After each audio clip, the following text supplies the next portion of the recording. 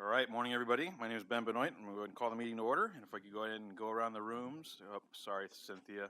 You know, right as you take a bite, right? Yeah. Not Cynthia, sorry. Rochelle. Hello. Rochelle Arizmendi with the City of Sierra Madre. Good morning, Paul Avila Associates. Jeff Blake, Metal Finishers Association and Small Business Alliance. Bill Lamar, Executive Director of the California Small Business Alliance. David Rothbart, Los Angeles County Sanitation Districts. Levon Daniel, Danco. Nancy Feldman, Counsel's Office. Derek Alatorre, South Coast. Since you're sitting here, you got to say who you are. Michael O'Kelly, Chief Administrative Officer with South Coast SCAQMD. Good morning, Eddie Marquez, Altair Paramount Petroleum. John DeWitt, J. DeWitt Incorporated.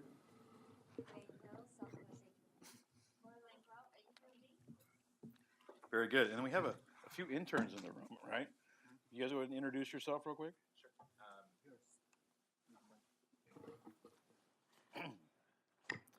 Mitchell McMahon. I go to Westmont College. Welcome. Kendall Langrell, I go to Azusa Pacific. Clea Lerner, Where do you go to school? Goucher College in Baltimore, Maryland. Very good. Thank you for joining us, guys. And late arriving, Fabian Wesson, South Coast SCAQMD. Very good. The first order of business is the minutes from the May meeting. Does anyone have any questions or revisions? If not, I'll take a motion.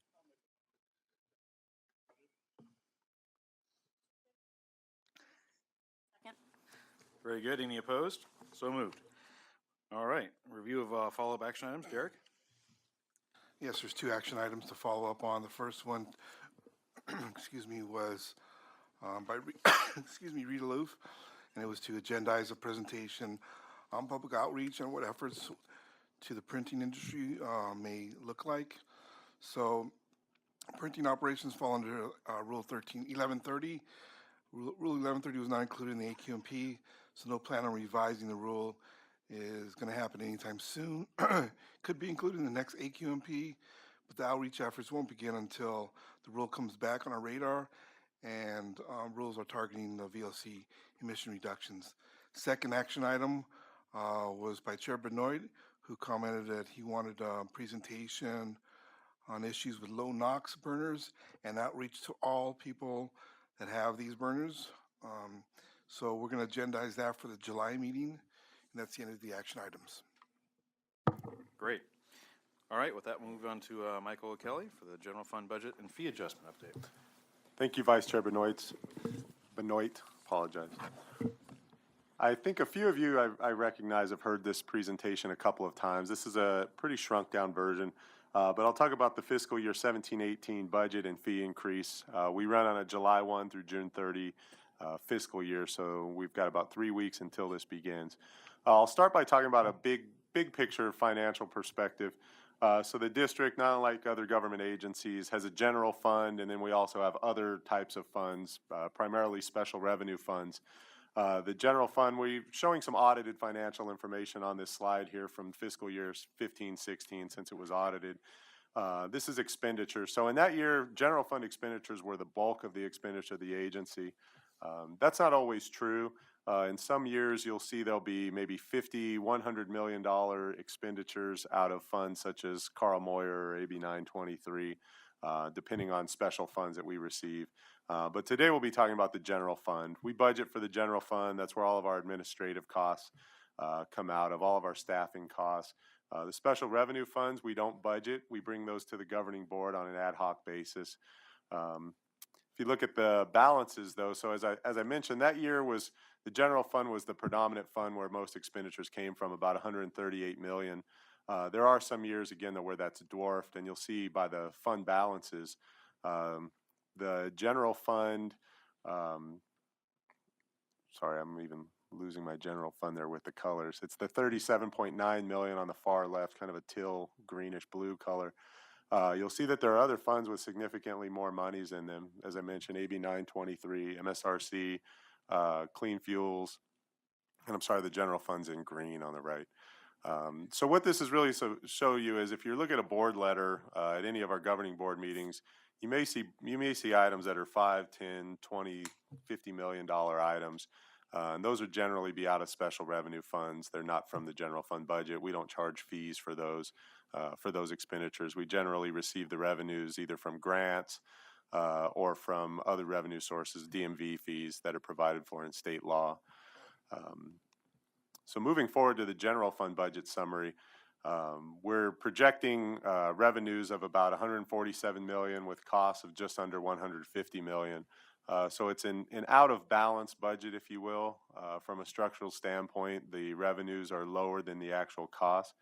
And so we fund that difference from our savings, if you will, or our general fund balance. That's not uncommon. The purpose of having a general fund balance is to weather these kind of differences. And you'll notice too, I've said this at the last couple governing board budget presentations, our actual results in any given fiscal year are generally better than what the board has approved through the budget process. So if you look at this slide here, you'll see that the current fiscal year we're in now, let's see if I won't reach from here. The first line there is the actual budget that was adopted last year by the governing board.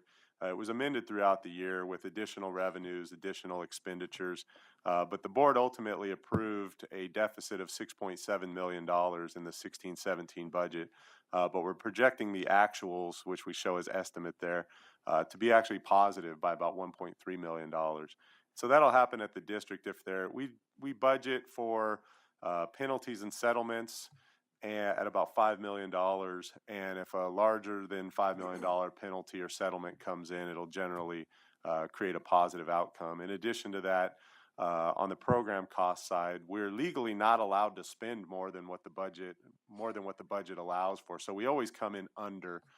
Generally, we end up having, probably in the last 5 years, a lot of that has been from salary savings. As we have employees retire, we go to fill the positions, and it takes a little while to get the positions filled, and in some cases we purposely held back on filling positions going back about 5 to 6 years, and we're still catching up on that today. So again, the fiscal year 17-18 budget that the board adopted last week, feels like a month ago, last week was a deficit of about $2.9 million. This next slide, there's a lot going on. I generally describe this as, in our budget document, this is the page I think that's the most important. What it shows is the current year is the first column. It shows the revenues, the expenditures, the change in fund balance. So from a business perspective, that would be your profit there. We're positive $1.3 million. And then it shows what's our unreserved fund balance in the general fund. So how much do we have in the bank? Currently, it's about $39 million. So we do a measurement to see what is that as a percentage of revenues, and it's 26%. The board has adopted a policy that's generally considered best practice for government agency of maintaining an unreserved fund balance of about 20%. That can vary from government agency to government agency. You'll see that we're higher than that. But as you go down through the years, projected to drop considerably lower than the 20% when you go out 3, 4, and 5 years. The second column is what the board approved last week, again, which was a deficit budget of about $2.9 million. And then when we go forward on the 5-year projection, so you really want to look to see what you're proposing and what's adopted this year. How is it going to affect the long-term financial prospects for the district? And there are a lot of things going on right now. There are a lot of uncertainties, and there was a considerable uncertainty at the time we put the budget together with our retirement system. The district participates in a government pension plan like most all government agencies in California. The same issues are there. There are significant liabilities that are greater than assets. The pension plans aren't performing as well as projected. And so we were hit with a cost increase about 6 weeks ago after the budget had been prepared that increased our cost by about $4 million. So when this budget was originally proposed for 17-18, there would be a deficit of about $2.9 million, but the out years would have been balanced out exactly at zero with no change in fund balance at all. And that, again, that occurred about 6 weeks ago, where we know we're going to have a cost increase of about $4 million. So you'll see that the budget is projected to be out of balance going forward due to that impact. Talk about a couple other interesting issues. Just when you see in the news, you probably see EPA's budget is proposed to be cut by 30%, their staffing by 25%. That applies to ongoing federal grant revenue that the district receives as well, as of right now, potentially being cut by 30%. So the regular ongoing federal revenues we get are about in the $5-6 million range. So a cut of 30% would be about 1.6 million, which is somewhere in the neighborhood of probably 8 to 10 positions plus some services and supplies costs. If that were to come to fruition, you'd see the deficits going forward in these years. If we didn't reduce the corresponding costs that would be reduced by this revenue drop, you'd see that change in fund balance increase. Sure. Yeah. So obviously, we're very active in DC also, and the president proposed a budget, and as Mike mentioned, there's a lot of slashing in it. Currently, the Congress has voted to do a continuing resolution, basically adopting the budget that was adopted last year, just continue it. So right now, there's no actual cuts in in our funding, specifically with DERA 103, 105 funds. But additionally, we see Congress, and this is nothing new, the president, whether it be Bush, Obama, and now Trump, they always cut these funds. But Congress always, they like these projects, so they go ahead and fund it. So when it comes to the 103, 105, and DERA funds, we don't anticipate there being any cutting. I think, Mike, I got a couple of questions. One, along the Grant Highway, 1 or 2 years, I can understand that. How dependent is the district on, say, long-term grant funding? The first question. And the second one is, on your audits every year, is it an independent company or is it an internal audit, or you just Sure. shop, you go for take RFPs for your audits? Yeah, so these would be easy questions, so thank you. Question number one, the district's core operations, really it's the Section 103 and 105 grant monies that Derek just mentioned, about $5 to $6 million. There are additional grant revenues that we receive, but they're generally more of a one-time nature, and most of the money goes to specific projects. It doesn't fund engineers or inspectors and positions of that nature. The 103, 105 funding does. If we were to lose any 103 or 105 funding, it generally funds services that are otherwise paid for by fees. So I think from everybody in this room's perspective, from our perspective, that's a particular revenue that we would be interested in continuing receiving going forward, because it funds inspections, monitoring, plan development, things of that nature. So from a long-term perspective, from a core operations of the district, it's 103, 105 monies, $5 to $6 million that we currently receive. So on a $150 million budget, if there were a 30% cut and $1.5 million, it's 1%. That doesn't sound much from that perspective, but the result obviously would be, that's 8 to 10 positions that we wouldn't otherwise be able to fund without a fee increase, which nobody here wants probably a fee increase beyond what was already approved by the governing board. That's where I was going to go next, Yeah. because you've got to make the money up from somewhere, and Yeah. What's coming next. So it's both ends of the candle. It's either cuts or another revenue somewhere, and that would be up to the governing board to decide.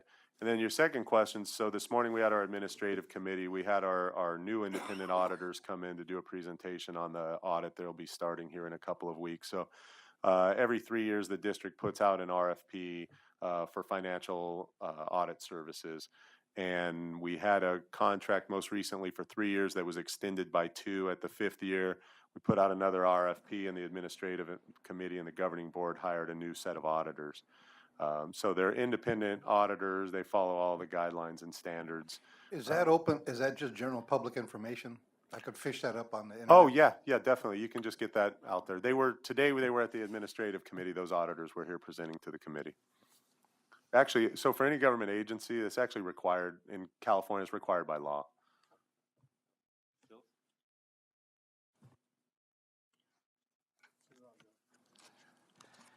I always ask the same thing, Mike, at every budget advisory committee meeting, but I'm going to ask it again. You know, in the private sector, when sales are down or revenues are down, businesses look to or have to cut costs and reduce overhead by whatever means. Oh, I'm sorry. What I'm hearing in your response to Paul's question is that it sounds like your first option is to look at a fee increase. And I would hope that that's not the case. You know, about 10 years ago, I guess it was something like that, we were hit with a 33% fee increase over 3 years. And that was a hotly debated topic. And the same thing goes, that was because the stock market didn't perform and, you know, for the pension fund. And I guess that's a worry. Are you going to have to revisit that again anytime soon? So you mean with the retirement plan? With the part of it? retirement plan, yeah. So if I can address the first part first. So when I was saying the candle on both, you know, burning the candle from both ends, if it's my own personal perspective would always be, as you stated, I think we first would try to cut costs before we would even come to the board and recommend fee increases. Obviously, that ends up being a decision that the governing board has to make. So if it sounded like I was saying that wasn't my intent. I think the matter of the fact is it generally ends up being a combination of the two. It seems to be in most government agencies, including AQMD. But as far as the retirement system goes, yeah, they took a vote 6 weeks ago that increased our cost by $4 million. So just, you know, a simple vote, you've got a balanced budget, and the pension plan says, we don't think we're going to earn 7.5% on our investments anymore. We're going to earn 7.25% going forward. And that results in a $50 million additional liability to the district and $4 million a year going out over the next 20 years. The retirement system, actually, the vote was to move it down to 7%, a 7% investment assumption. That would have caused the increase in our cost by about $8 million. And the liability would have been another 90 to 100 million. They didn't take that action, but CalPERS has gone to a 7%. Some other agencies have. Unless the investment performance upticks and maintains for the next 3 to 5 years, I think there's a high probability that they'll look at that again and potentially make the change.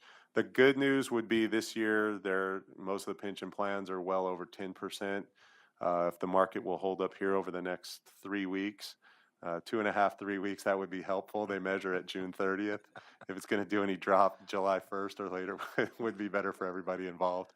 But if you look at the pension plans on the 10-year basis, their assumptions have been anywhere from 7 to 8%. They're all at around 5.5. And the pension plan we participate in is $9 billion plan. So, you know, if they're off by 1%, it makes a significant difference in the liabilities. Yeah, I think you have one of the better ones, if not the best one. Yeah. So one thing with our plan, I mean, the reason you see the cost go up considerably just with a small change is the pension plan. I don't mean to knock CalPERS, but they generally have less conservative smoothing mechanisms to start charging for those costs. They'll kick the can down the road further than some of the county retirement systems, particularly the one that we participate in. They generally don't smooth. What they're really saying is, look, you as employers have selected these benefits. Here's the cost of these benefits. Time to pay, which is probably, as painful it is probably the better approach. It just forces you to make tougher decisions sooner than you would if you were maybe a state agency. Any decision, whether it's a fee increase or a downsizing or a rethinking of what the work program is, that would be a part of a public process then, right? I mean, with the governing board. Yes. Hearing that and deciding in public. Yes. I mean, even Bill, if you look at our, again, as we originally proposed this 5-year, it was balanced out. So it looked like, hey, we've got a fee increase this year, particularly the Title V part of it was significant. But it gets us on a solid footing again. If you look and you see a projected percentage of revenue of 12%, you're starting to get a little bit bare in the cupboards there if there were to be some kind of a financial calamity or something. So that, based on the numbers we have here, I think this issue would be addressed, in 6 months when we have our first budget advisory committee for next year. We'll have to start addressing that currently. There are a number of things I think, that we're always continue to work on additional funding sources. Some look more promising than others. Continue to look at the staffing levels, look at the vacancy rate as it stands today, look at our hiring practices and things like that. So we're already moving forward with taking a look for next year. David, you have a question? Kind of two questions. First, overall, as far as the need to increase fees, what's driving the shortfall? Is that retirement system? Yeah, or? right off the bat would be the retirement system. Every year, I've been here 7 years. When I got here, the employer contribution rate was about 12 or 13%. So if an employee made, $50,000, we contribute $7,000, somewhere in that range. That number today, that contribution rate's going up to about 34%. So that same employee from 7 years ago that makes $50,000 a year, now we're looking at, $16,000, $17,000 in employer contributions. So there's been changes made. The governing board has approved, requiring employees didn't used to pay their full employee contribution. It would be like your employer paying your Social Security contribution for you. That was eliminated back in 2012. State law back in 13 reduced the benefit formulas for new employees. But there's still that California pension rule that's out there for existing employees that says you can't change their benefit formula even on a going forward basis from what they agreed to when they took the position. So I think that's being challenged in court currently. So there could be some potential savings there if a district such as SCAQMD were able to renegotiate pension formulas going forward for existing employees such as myself. There could be cost savings there, but that's, a longer answer to your question. But short answer was yes, the major cost driver is retirement. And with that, it's my understanding that PERS has, as far as their investment portfolio, have gotten a little political with that, and their investment returns are maybe not what it should be. I haven't heard a lot of pushback on that. If that's something that's very significant for this agency, actually for my agency, is it worthwhile starting to go to people who direct PERS to say, your job is to get the best return on the money, not necessarily pick pet projects. And I don't know if that's been discussed or not. Well, so for SCAQMD, it's more localized because we participate in San Bernardino County's Retirement Association. And so it's a smaller, it's still a $9 billion plan, but it's not $300 billion by CalPERS. So I think you don't hear those same stories coming out of most of the county plans. I think if there were things like that going on, you would hear about it. There are the local, Politico type websites and blogs that pay attention to those things. But I think it's more just been a function of the investment environment. So if you look at our pension plan about 8 years ago when the financial issues first rose, I think they had a 24% loss. So even if they were to earn 6% for the next 4 years, all that did was fill back up the hole that they lost. They actually have to earn more than that because they were starting from a lower base. So that really set things in motion where unless they were going to have years where they earned 15% every year for 5 years straight would be the only way to have dug out of that hole. And they, clearly none of the pension plans have been able to do that. Got it. And then my real question, having a bunch of Title V facilities, is my understanding is that Title V fees are going up more than other fees primarily because of EPA's audit that said you have to pay your own fees for Title V. Right. How far off were you as far as how much money was going towards Title V and what was a shortfall? And if there was a shortfall, where was that money coming from? Sure. So that's a good question. So the district, and we've talked about this at the governing board meeting, so the district is perpetually under-collected on permit processing fees, whether it be Title V or non-Title V. So then the question is, okay, well, where's the money come from to pay for the people that are processing those if you've been not collecting? What it really comes down to is excess penalties and settlements money. So as I said earlier, we budget about $5 million a year in penalties settlements money. On an average, if you go over the last 10 to 12 years, the district actually received closer around $9 million. So that $5 million has been kind of a plug where we'd have a deficit budget of $3 to $4 million. And then if the results came in positive, all of a sudden that would be we'd have a surplus, and the permit processing fees, the shortfall would be covered by penalties and settlements. I think the chairman of the board has made, a discussion about whether or not do you really want to run an organization that way or not. So when the EPA Title V auditors came in, they require that you cover the cost of the Title V program. So we weren't necessarily surprised that they had the finding. We worked, I think, pretty diligently in getting them to apply that finding only on a go-forward basis, as opposed to going back because we've had shortfall previous to this year. There was a risk there that they could say, we need to go back and recoup from prior years, but we worked with them and they left that part alone. So what we committed to was to increase the Title V permit-related fees up to cost recovery standards. And so it was about, for Title V permit, it was about $1.5 million of fees that were not being recovered by Title V facilities. So the reason the percentage is so high too is because the Title V facilities as a percentage are, it's about 389 Title V facilities out of 27,000 facilities.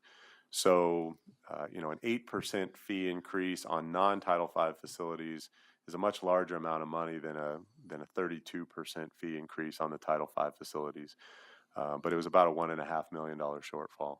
Sure. And my last comment, I said this in one of the workshops, is because of the fees going up so much, if there's some way we can get permits for Title V facilities a little quicker, that would be nice, since it takes usually a year. I mean, it takes a long time for a Title V permit. So if the fees are going up that much, it'd be nice to have people get something for that money. So I, just knowing the group that would be here, so I think Bill regularly asks a similar question regarding the engineers. So at least if you're going to pay additional fees, can we at least make sure the engineering staff are getting the permits done? So right now we've got 24 vacant engineer positions. 14 of them are approved to be filled. We currently have 88 filled. I think we're at staffing levels on the permit engineering side that we haven't been at in probably 6 or 7 years, which is part of the reason I think in addition to the extra work, that the backlog is coming down. So I think I can say there's evidence that the permits they're making better progress on permits than they were historically by virtue of the permit backlog coming down from over 7,000 to, I think, just below 5,000. I think there are automation projects as well that are intended. While the initial ones may not affect Title V facilities too much, that's the direction we're going. So we're trying to incorporate automation, electronic workflow to make things move quicker. I think you've probably heard the comments about not sweating the small stuff, to the extent that, Title V and there's requirements there, but to the extent that we can. So I guess what I can say is we have more permanent engineers than we've had in many years. We're filling 14 more positions currently, and the backlog's coming down. So I think if we were to put that on a chart, we're in a pretty sweet spot with a good place. Maybe not always the place you'd probably want it out the next day or within 3 to 6 months. I'm not sure where we'll be at the end, but it'll be significantly better than previous. Hold on, Paul. John's had his card come up and down a few times, so we've managed to answer a few questions already. But you have a question? Being the rookie, what's Title V? But I'm looking. I'll give you a very surface level. So the federal government in the Clean Air Act under Title V requires that you have a clean air program, particularly if you're in an area that has that's in severe non-attainment, such as the district. So they say here's a minimum level of air quality standards that should exist across the United States. And so then you may get some regions who say, we don't think it's a big issue. We're not going to charge a fee. We don't want to do it. So the EPA goes so far to even say, here's a minimum amount of a fee. If you charge a fee that's less than that, we don't think you're implementing the Title V program appropriately. So basically what it is it's establishing the clean air standards and then requiring facilities of a certain type to meet minimum levels and to meet certain standards of reporting. They're the larger polluters in the district. The larger polluters in the district. The other question you brought up too is permitting time. With the funds that you have, permit that have been increased, when are we going to get down to a reasonable competitive level? So in the priority objectives that were approved by the governing board last week, the engineering staff had identified that they believe that they'll get the permit backlog down to about 3,800. I can't personally say. Lockie probably could. I don't think he's here. There probably is always going to be a number of permits in the pipeline. You know, if we got everything up to date today, and let's say 1,000 permits came in, they're not all going to get worked in the next day. Some of those are going to take some time to get worked. Some of the applicants maybe not even want you to work it the next day, depending on their cycle of construction and things like that. So I can't really say what is competitive because I just personally don't know, but I know the goal right now that was approved by the board was to get the number down to 3,800. It's closer to just under 5,000 right now. So the goal would be to process all the new permits that come in this year and then reduce the backlog by another 20%. So 30 days maybe for a small business. Turn your mic on. So is 30 days permit processing for a small business less than 1 pound? I couldn't answer that question for you. I can pass the question along and see if we can get an answer It's a good for you. question for Lockie to just go over what, because there's different types of permits, and I know one of the frustrations that we have is some permits then have to go out to get clearance from other agencies. Some are waiting for other things to happen, like a CEQA approval and EIR to get done. So there's those other things that hold up some of the permits, but I think the number we have identified is that 380 or 3,800 number is the number that should be about the average if we've gotten most of the ones that we're responsive to or not responsive to out of the system. We're just waiting on those other backlog ones. But so it's a difficult question to answer, John, because there's just so many different types of permits. Even for those small sources, I know if they're trying to get a zone change or a building permit, you know, they might have put in for their application here, but we might be waiting for their EIR to get done. Well, that still shows up on our computer as an old permit, even though we're waiting on them for something. So it goes both ways. But I think that definitely the goal of the board at this point is to get it down as fast as we can judicially do. So, Paul?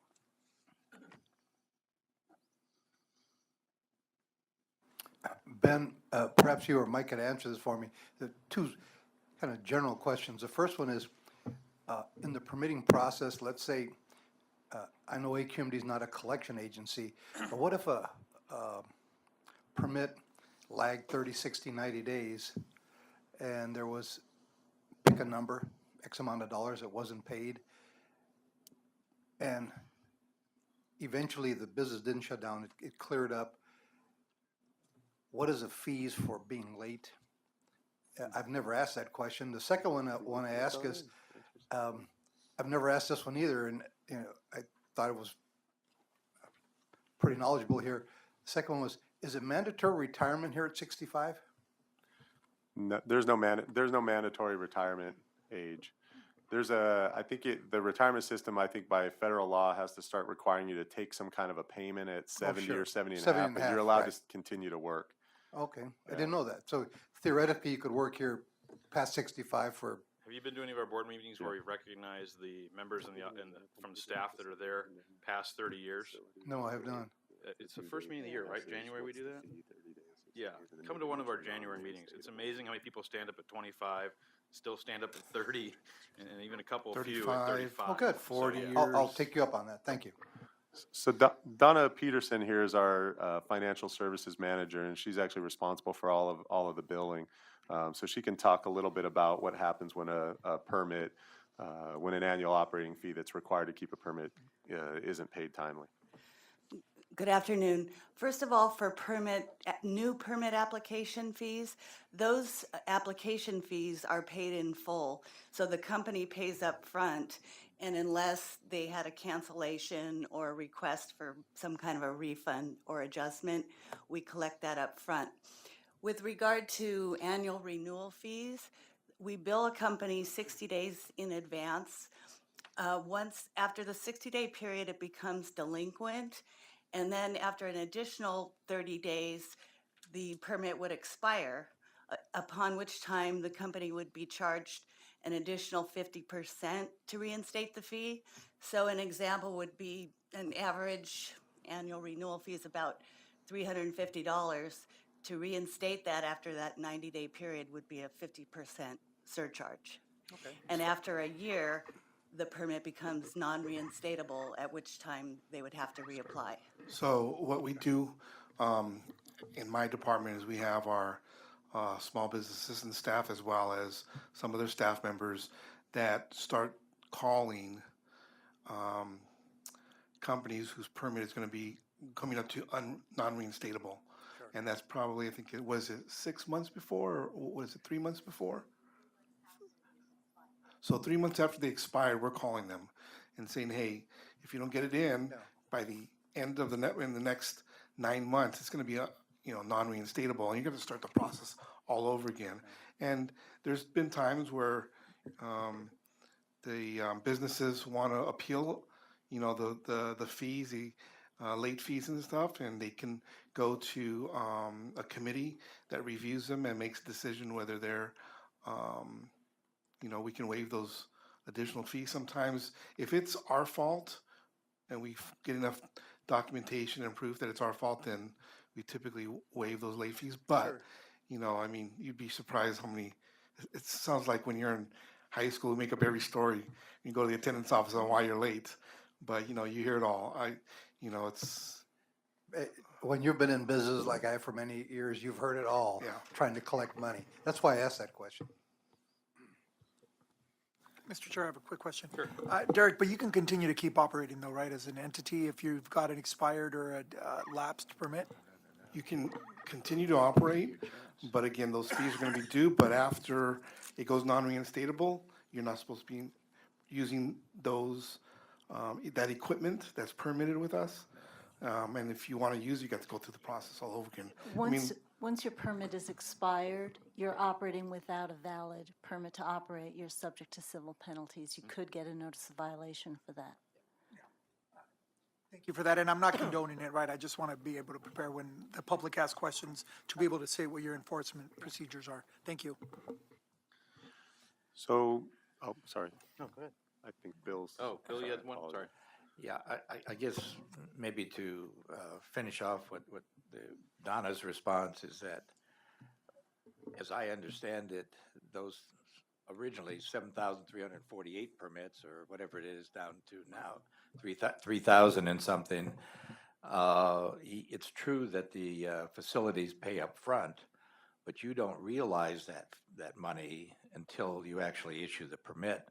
So those permits that are backlogged represent a lot of lost revenue or revenue you can't realize until you actually issue those permits. So that's very important. Yes, and that's part of, in addition to penalties and settlements being higher than expected on our fiscal year 16-17, I think our permit revenues ended up being about $2 million higher. That would be attributed to the backlog reduction. So that's money we had that we're not, according to accounting rules, allowed to recognize until we've actually done enough work to meet the requirements of recognition. So yeah, you're right, Bill. So if I just close out, I guess, here with a summary of probably the part that impacts everybody here the most, and that's the fee increase that was recommended and adopted by the board. So there's a CPI increase of 2.5%. And then non-Title V permit-related services of 8% for partial cost recovery, and the Health and Safety Code requires we split that over a 2-year period of time, so it's 4% and 4%. That's on top of the CPI, so it'd be 6.5% for a non-Title V facility. That'd be for your permit or your annual operating fee. Emissions fees were only increased by CPI. So Title V permit-related fees, the recommendation was 32%. To be recovered over a 2-year period of time. That was staff's recommendation. I believe it was the vice chair who made the motion to spread that out over a 3-year period of time to provide some relief to the Title V facilities, since there was only about 4 months notice, if that, on this fee increase. So that was incorporated into the adopted budget. And some administrative changes were made to the fees. I think we gave an extra 15 or 30 days for emissions fees reporting. Is that 15, 30? Interesting, just if I say one thing on the emissions fees that we didn't increase on Title V, we did some analysis on a Title V facility that would have multiple permits. And because the emissions fees weren't increased, this is just anecdotal information, but I thought it was of interest. When you looked at the total fees paid by the facility to South Coast AQMD, even with the 32% fee increases, I think the total fee burden to the district in the couple instances we looked at was in the 5 to 6% range.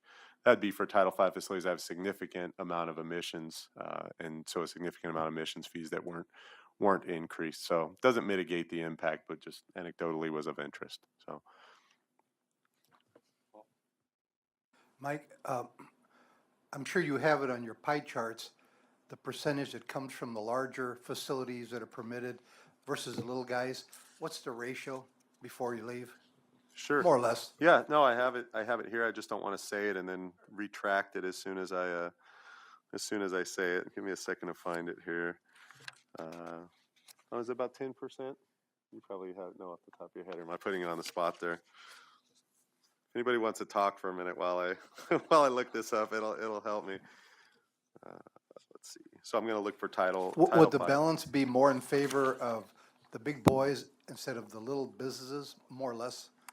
Well, they on a relative basis, yes, but as a total percentage of fees, again, there's 300 and some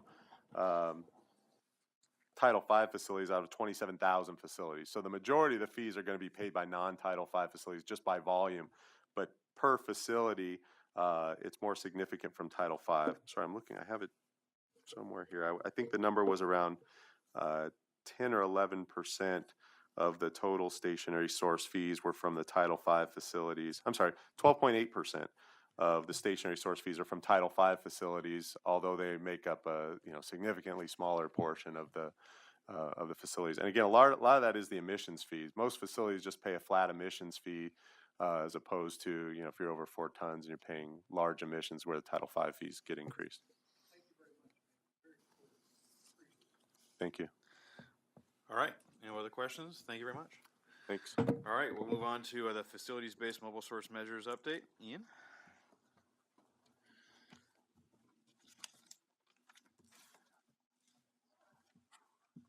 How you doing? Good morning, good afternoon. I guess it's afternoon now. Afternoon now, yep. All right.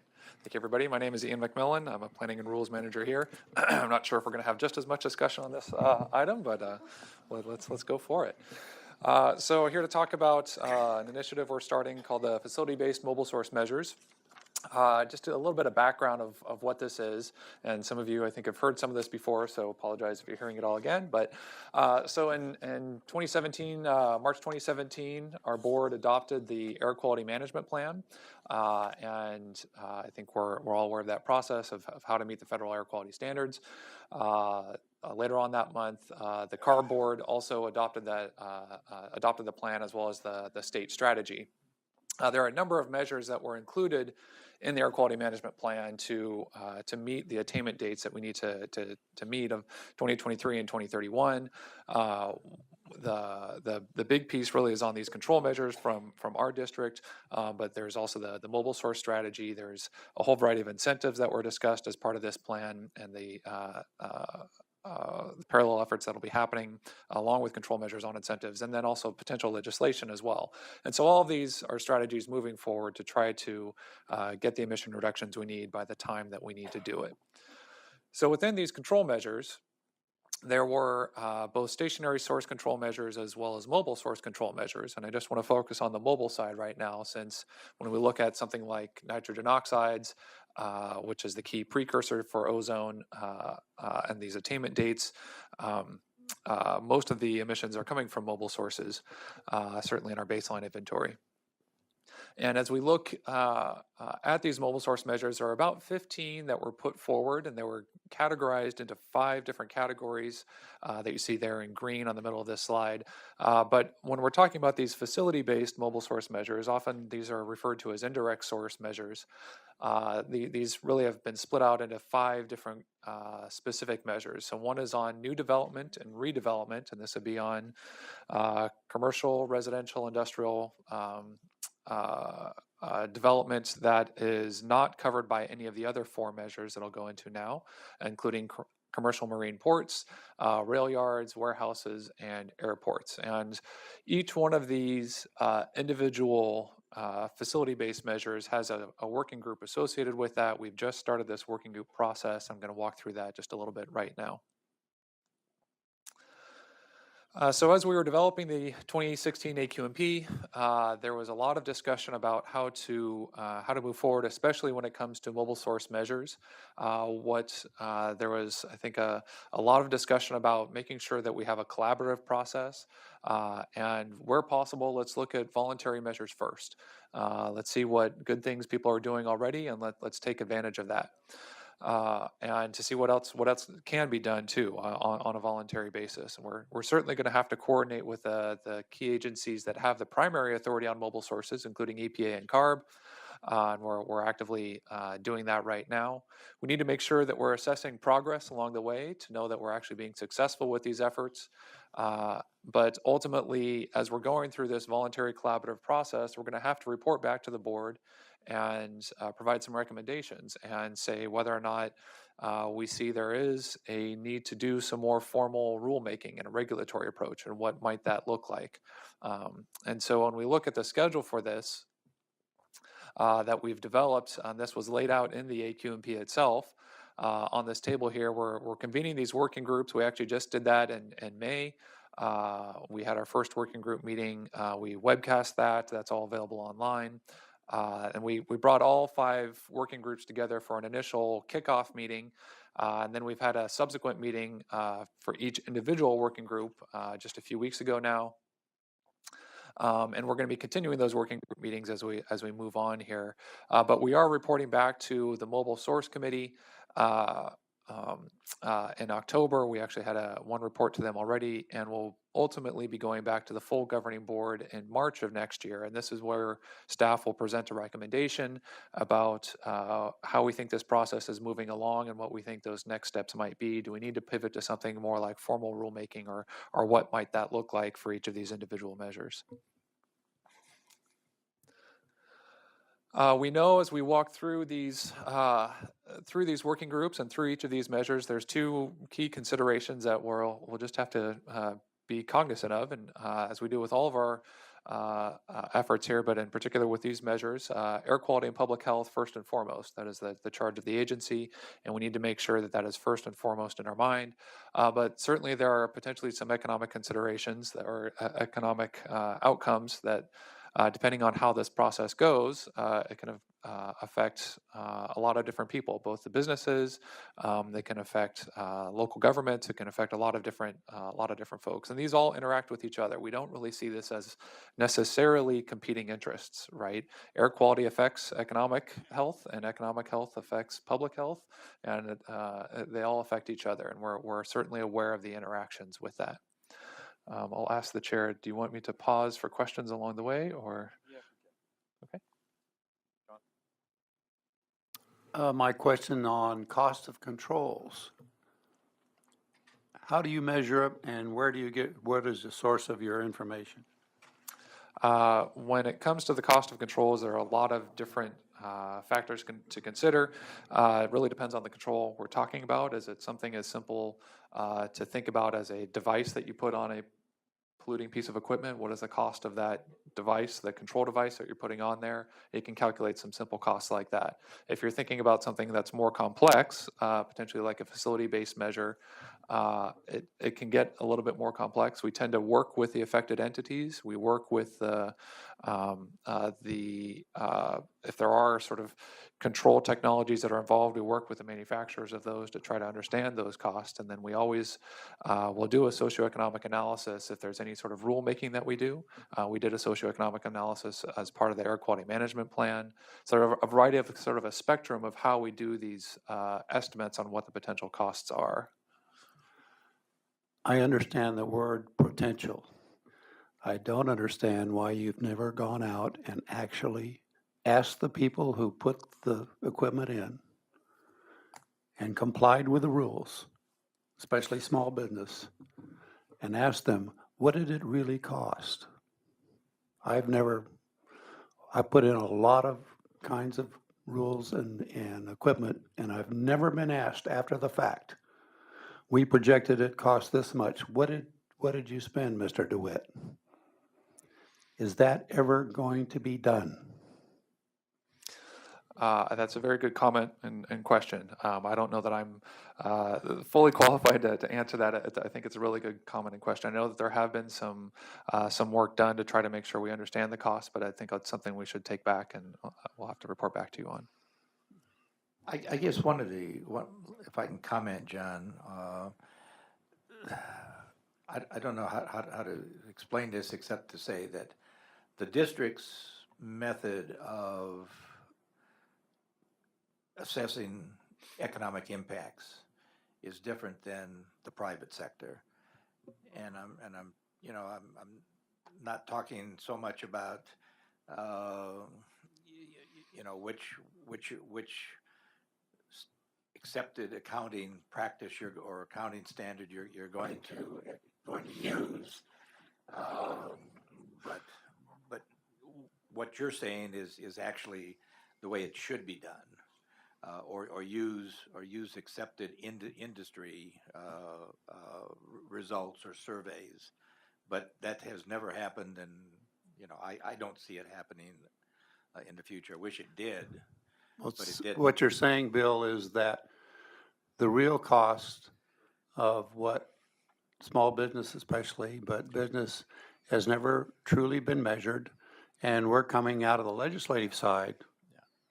We're getting down to the nitty gritty, and there's just a lot of businesses that are not going to be here, and a lot of jobs that are not going to be here. And my concern is until public agencies, both the district and CARB, really go out and measure actual real costs and then measure the results, cost benefit. Yeah. I mean, real life, you're required to do that.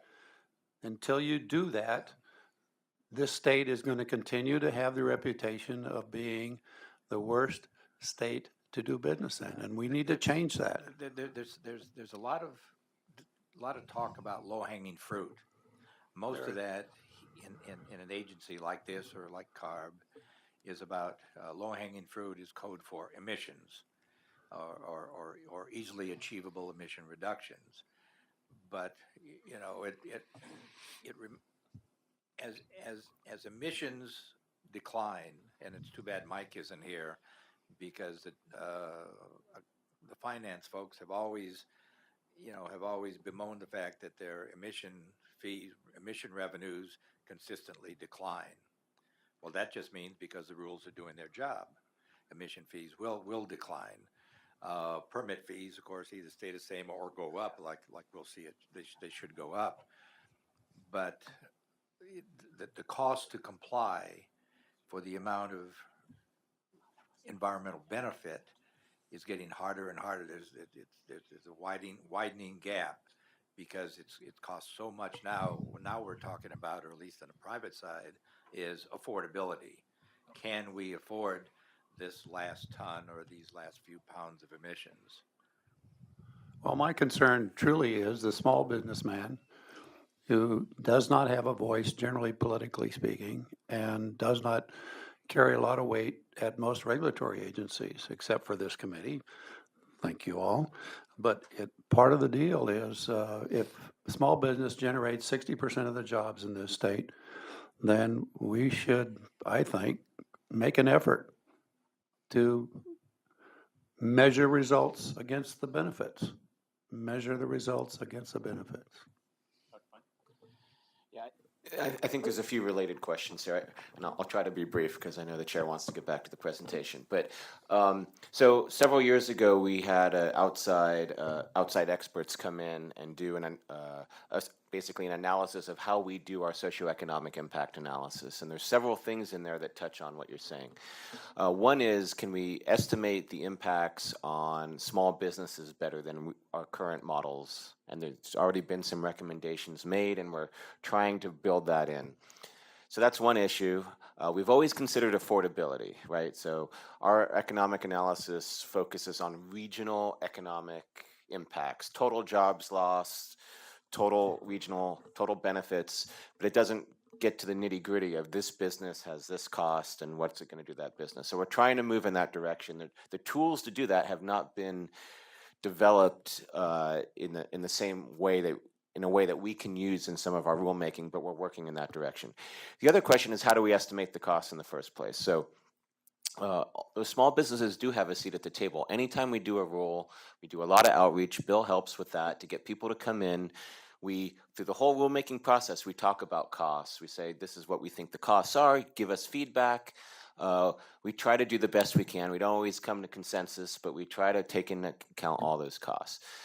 And the last issue is, so once you've done the rule, how do you know whether your estimates were correct or not? And that's a really tough question. If you look at all the literature out there of what they would call retrospective analysis, there's not that much out there. You think it would have been done more often, but it's not. And there's difficulties in, number one, getting the information from the companies. They're not always willing to share for competitive reasons. And then there's other issues with when we say we need a facility to upgrade this equipment.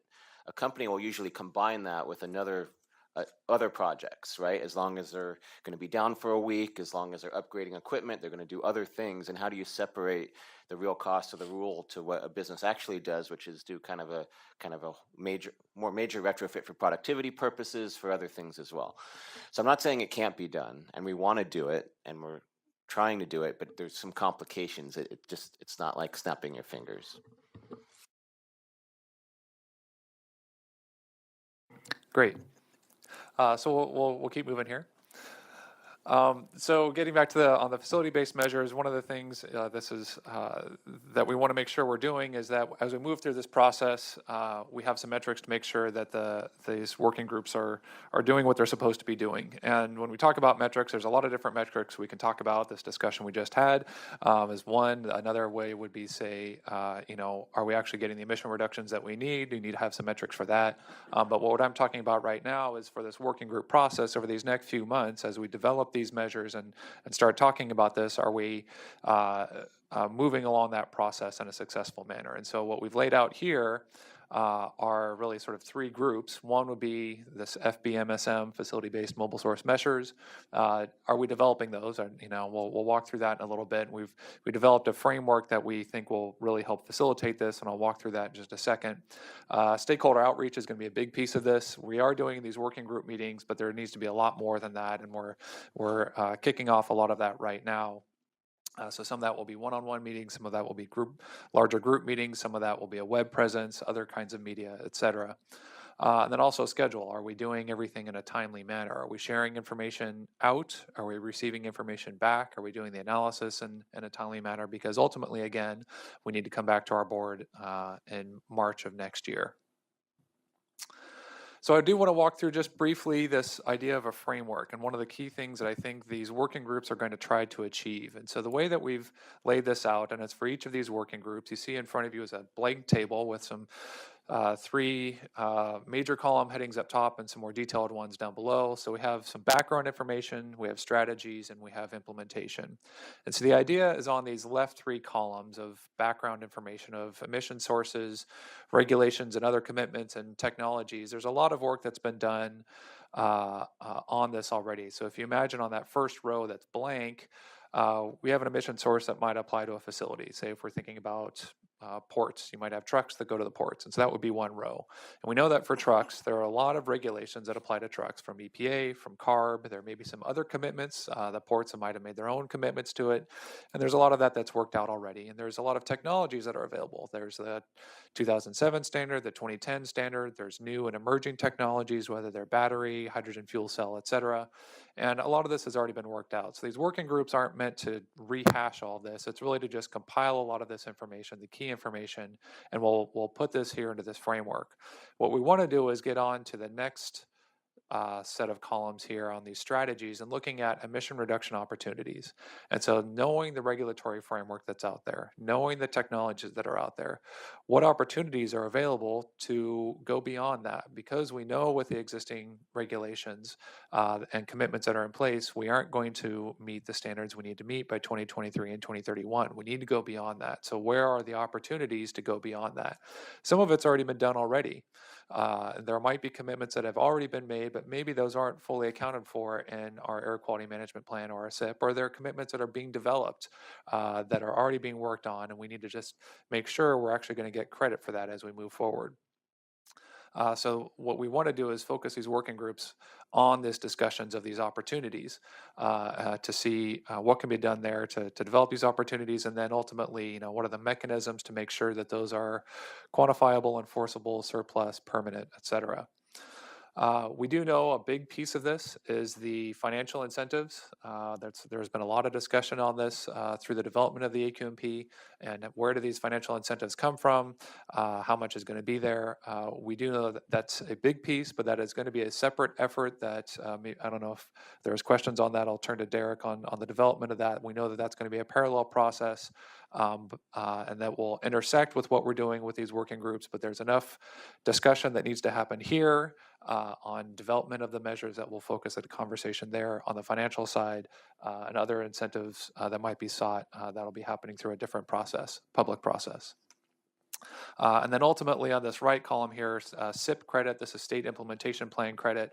I'm not going to go into any detail here, but it's a very important piece that staff is going to have to work on as we develop all this to make sure that emission reductions that are proposed or that are out there, that we can actually get credit for it.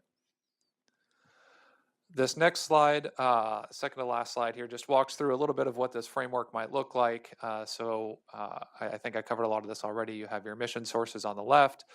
You get through the regulations as you step over, continuing to the right. What are the different technologies that are out there? So for construction equipment, you have the off-road standard from EPA. You have the end-use standard from CARB. You have Tier 4 equipment, which is the commercially available technology that's the cleanest today. We know there's emerging technologies that are coming along depending on the application. Might be battery, might be hydrogen, might be something else. When we have the emission reduction opportunities, we might say maybe we want more Tier 4 equipment, or maybe we want to switch to alternative fuels, or maybe there is some supporting infrastructure that will be out there that we want to pursue. How do you actually implement that? Well, there's the financial side of it. You can have incentive funding, the sort of the carrot. You can maybe have more of a stick with a fee-based approach that would provide financial disincentives, or maybe some other incentives that aren't financially based. There's voluntary measures that are out there through individual projects. Maybe that's through CEQA mitigation, or maybe it's through some other sorts of policies that entities might undertake. There's memorandums of understanding, there's contracts, there's a lot of different measures. When we say voluntary, we still know that these measures have to be enforceable, but maybe that's not strictly enforceable through a typical SCAQMD regulation. There's other ways to get at that. And then ultimately, maybe there is a role for regulation, and what does that regulation potentially look like? Who is actually regulating authority? And we'll be working through a lot of those kinds of discussions. So finally, on this last slide, these next steps. So we're going to continue with these working group meetings. We have a lot of meetings we know we need to do with individual stakeholders for each one of these working groups. And we are really looking to enhance our web presence, both for these facility-based measures. Right now, we have a little bit of a bare bones website with information that's been provided to date. We're working on ramping that up right now. The other piece I do want to mention is we're also, in parallel with this effort, there's been a lot of work our agency has done and other agencies have done on developing new technologies. And there's a lot of really good information out there on these new technologies, but it's in some pretty dense technical reports. And we want to make a website that is a little bit more user-friendly, maybe a little bit of a dashboard approach, or something that's a little bit easier for folks both in these working groups as well as just typical business owner who doesn't want to read through a 50-page technical report right away. Just say, okay, what are the different technologies? What are the costs? How commercially available is it? That sort of thing. So we're working on developing that right now. So there's a lot of things that we're seeing coming out of this effort that we hope will be useful. And with that, I'll end my my. I think I was. So Ian, thank you for the presentation. Appreciate it. Question I continue to struggle with is, since we're talking about mobile sources primarily here, if the funding doesn't come in, which I hope it does, but just being pessimist here, what happens if it doesn't come in when we say we might have to move to some type of backstop that may be a rule? How does South Coast have the ability to regulate those sources when it's really CARB and EPA's responsibility? I'm trying to get my head around that, how that would work. Let me take a crack at that. So we do have some mobile source authority. We have some limited fleet rule authority. We have and then indirect source rule authority. And one of the parts of the AQMP was actually seeking to enhance that authority, at least on the fleet rule side. So the trick is figuring out where our authority, if we need to go to rulemaking, where it would be best applied, and if we could bring about the emission reductions that are needed. And then the state has other authorities. They have their own direct authority over on-road and some off-road and sources. They also have some indirect source rule authority that might be able to get at things like railroads and marine ports. So we're working closely with CARB and EPA on all these issues and seeing what regulation could look like. But the first step is to see, do we even need to go there? If we can get agreements in place, if we can work with all the facilities to take measures. I mean, an example is the Clean Air Action Plan at the ports, which was largely, there was no regulation requiring that, but they made commitments to get reductions, and in the past they have got those reductions. So if we can apply that model elsewhere, you may not have to go to that point of exercising that authority. Having said that, we might have to. So there's no question that we need additional reductions from these mobile sources to get to attainment. And it's going to be a combination of these types of measures at the local and state level, direct regulations, perhaps indirect measures, and incentives combined with all that to really make it happen. Well, at least what you have authority over, I know for the fleet rules, you have public fleets, which I think I've said it's about 3 tons per day. So it's nothing. Yeah. The commercial fleets you're not proposing to regulate, which is 100 or more tons a day. So if you're not going after that large source, it sounds like what you have left is indirect source rules. Has anyone done kind of an inventory of, if you did go after those sources, what kind of reductions you can get? On the indirect source side? Yeah. Well, it covers pretty much almost, wouldn't say all, but a big majority of the mobile sources that exist. The question is, what's feasible to go above and beyond what existing regulations would require, and how could we go about doing that?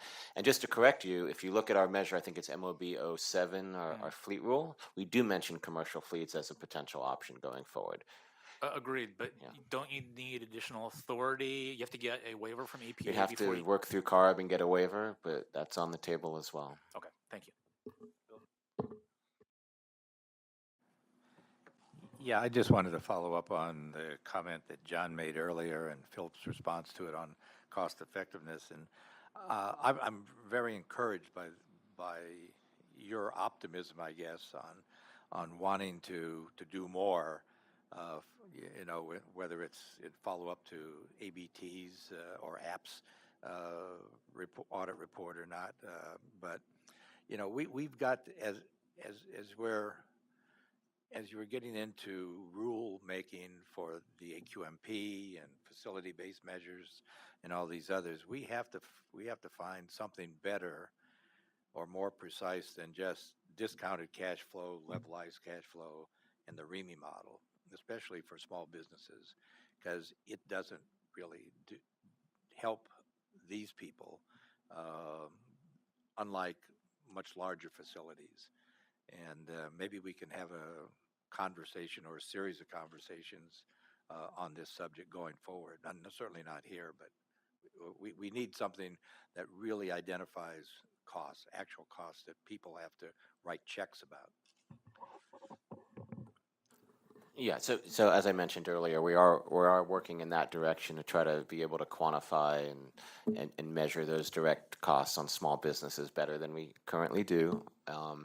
And one of the big differences when you're talking about how we would typically amortize costs for a large facility that has access to capital versus a small business that might not is, can some of these financial incentives bridge that gap through loan programs and other things that are guaranteed loans that can help get those costs down, or at least allow them to be spread out. So that's something we've been talking about too. All right, thank you very much. Our next item will be the item number 6, the 2017 Commercial Leaf Blower Program.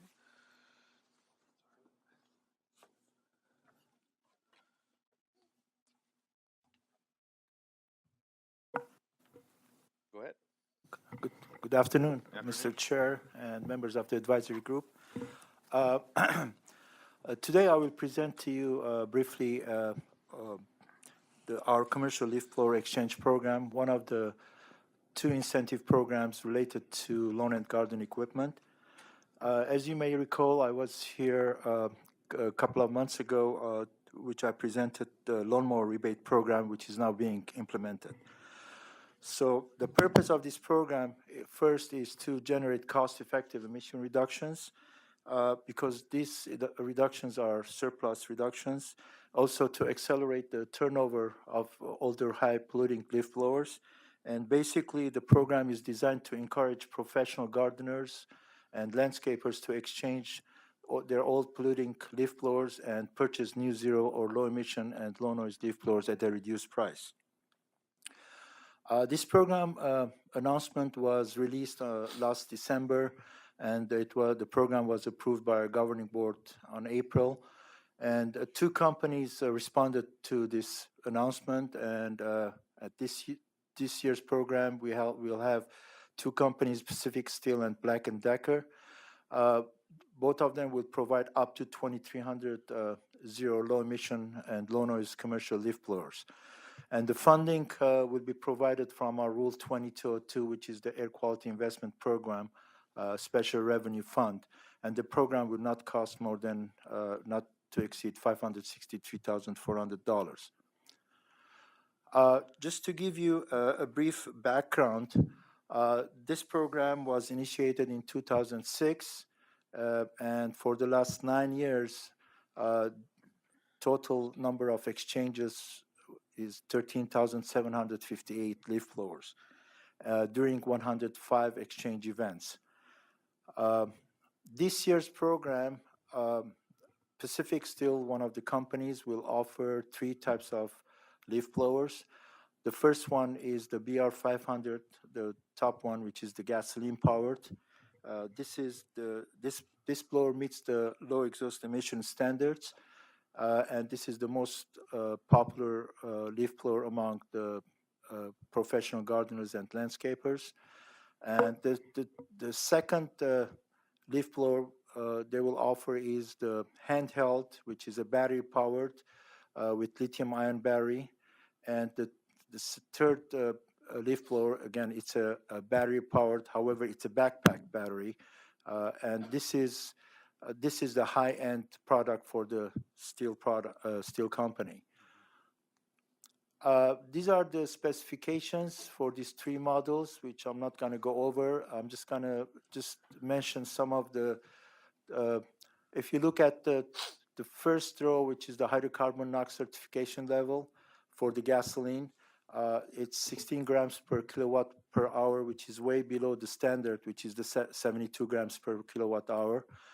And looking at the third row, the noise rating in decibels, all these products are considered as low noise equipment. And as far as the battery runtime, if you look at the 4th row from the bottom, for the BJ handheld, which goes to up to 24 minutes per charge, and for the backpack, it goes up to 130 minutes, more than 2 hours per charge. And these products are, the warranty period is 2 years. And the good thing about this company, they have 120 factory service centers in South Coast Basin. As far as the pricing, for the BR500, which is a gasoline model, as I mentioned, the customer's price would be $250 for a product which is retailed $480. And for the handheld model, the customer's price would be $200, again, for a product which is retailed for $480. And for the backpack model, the customer's price will be only $500 for a product which is retailed for $1,420. And our discounted price, which is the wholesale price for the district, is $438 and $388 and $900. So basically, we'll pay to the manufacturer $188 for the gasoline and for the handheld model, and $400 for the backpack. Again, this includes the blower, the battery, as well as the charger. As far as Black & Decker, the second company, this is the first time they've submitted their application for this program. They're offering their DeWalt model, and both these models are battery powered, operated with lithium ion. And the first one, it's a handheld, and the second one, it's a backpack, which operates with 1 or 2 batteries. And again, these are the specifications for the Black & Decker DeWalt models. Both models are considered as low noise, as you see at the first row. As far as the battery runtime, for the handheld, it's up to 27 minutes, and for the backpack, it's up to 39 minutes per charge. And they have only 2 factory centers in our basin, and the warranty is 1 year for the equipment and 2 years for the battery. As far as the pricing, for the handheld model, the customer price would be $150 for a product which is retailed for $349, and for the backpack, the customer price would be $250 for a product which is retailed for $699. And AQMD will pay the manufacturer $147 for the handheld and $250 for the backpack. Just to give you some numbers, the first 9 years that we had the program, a total of 12,000 gasoline lift blowers have been exchanged. Last year, in 2016, it was the first time that we introduced battery electric lift blowers, in addition to gasoline powered. So as you see from the previous slide, total, it was 758 units. Out of that, we exchanged 1,300 gasoline powered and 458 battery electric powered. For this year, we're proposing to lower the gasoline powered up to 1,000 and increase the number of battery electric powered to 1,300.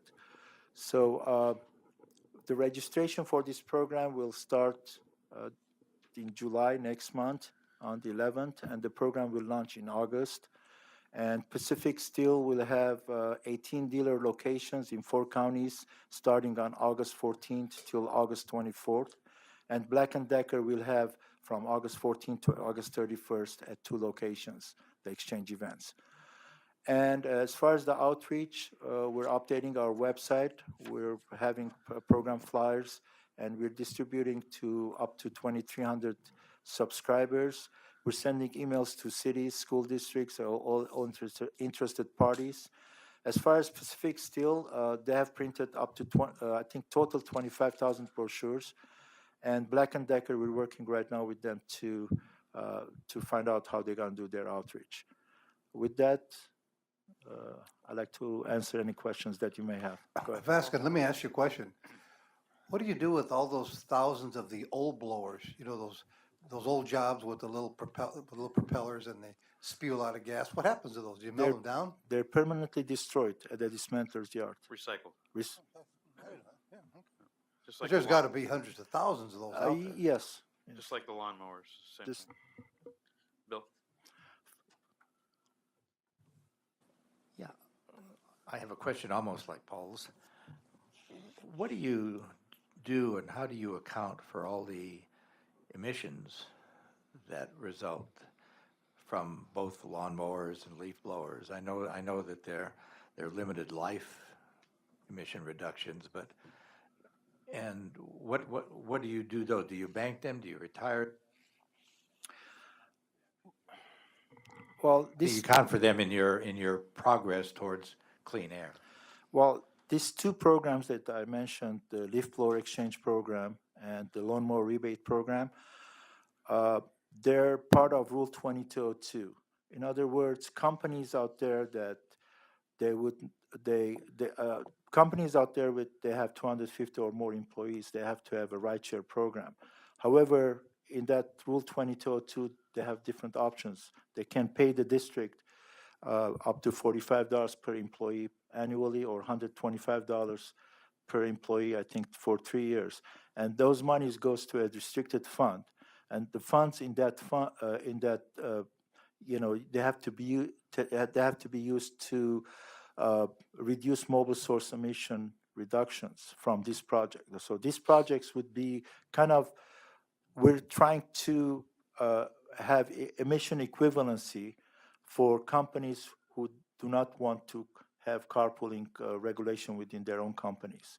So that's, again, it's emission reductions which would be, targeting for Rule 2022 compliance.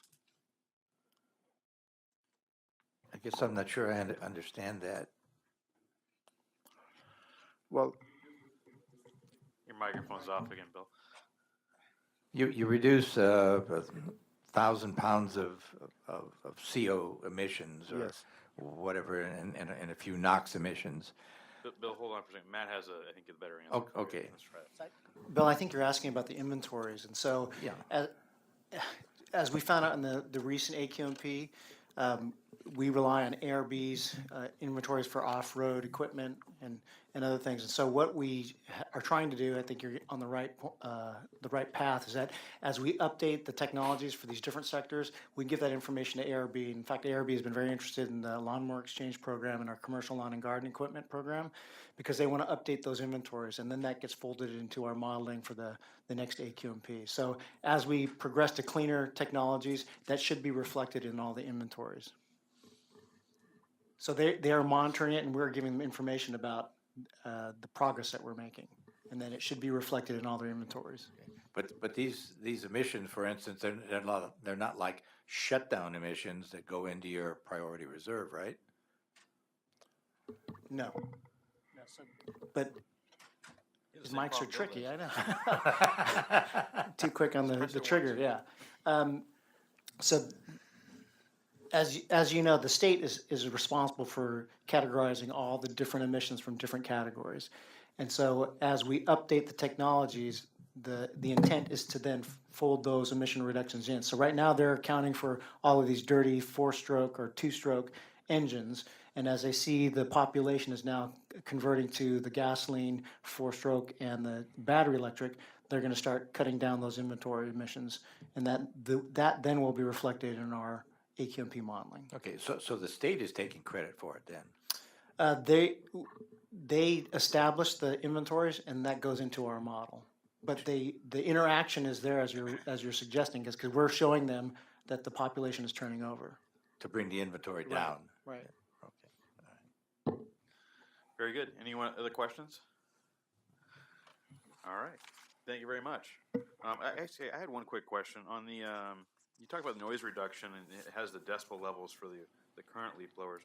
Could you add a column when you have that and show like a standard leaf blower that we're taking out of circulation? What is the average decibel level of a regular leaf blower? These are in the 60s. It's more than 75. 75. Yes. So it's only about a 20% reduction.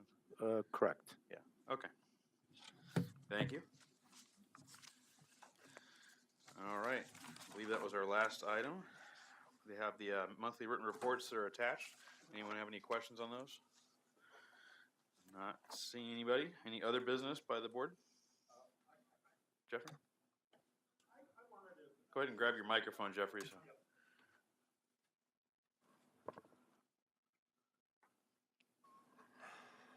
I wanted to ask about emails. I've been receiving emails from the AQMD from different people on staff on 1147, 1402, and different things. And they're coming in, and both my Avast and malware's software are blocking them. And I brought that to somebody's attention here before, and they said that MIS would look into it. But what can we do to resolve that? Staff, has anyone heard of that happening yet, or? I had malware bites, and I was getting the same thing. It blocked, and I talked to Chris Marley about a month ago on this, and I showed him on my laptop.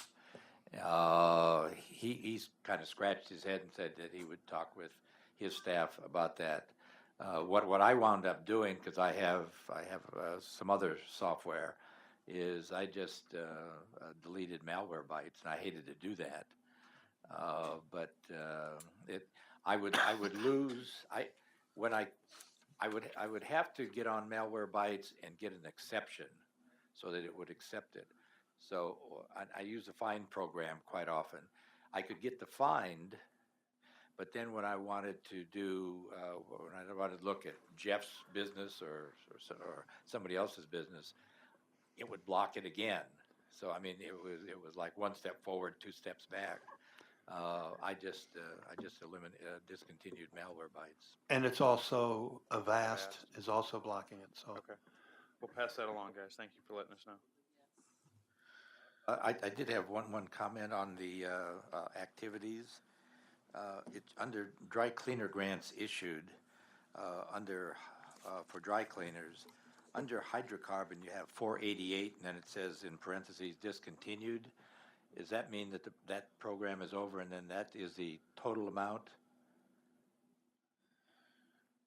You're looking at the dry cleaner report. Which page 2 of the Small Business Assistance report for May, the middle slide. Okay.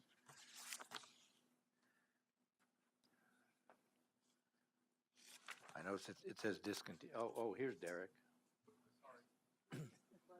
Run that by us again, Bill. So it's the On page 2 of your report, Derek, on dry cleaner grants issued as of May 2017, you have wet cleaning, CO2, and hydrocarbon, but it says discontinued 488. Does that mean that's your last number? You can answer, go ahead. Oh, I'm sorry.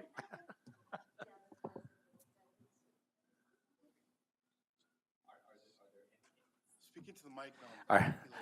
Are there any funds left for dry cleaners?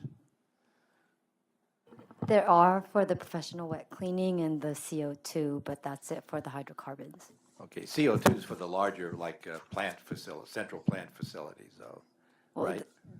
Typically, dry cleaners don't purchase them as much. It's really more of the wet cleaning, central but plants. Yeah, central plants. But it goes for both small or large businesses. Okay, thank you. You're welcome. And then I understand all our emails are going into spam on yours, Jeff? Yeah. So I'm not sure how we can control that. For Avast and for Malwarebytes.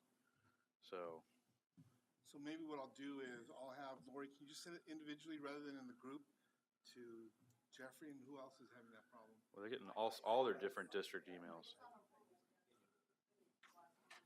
Oh, on the rule? Oh. Yeah. Okay. Yeah, I don't know how we're going to be able to control that, short of us sending you just a whole separate email. So it goes from like Lori to you directly, rather than a whole email blast that we typically do for the rules. We send it in just one large email to everybody.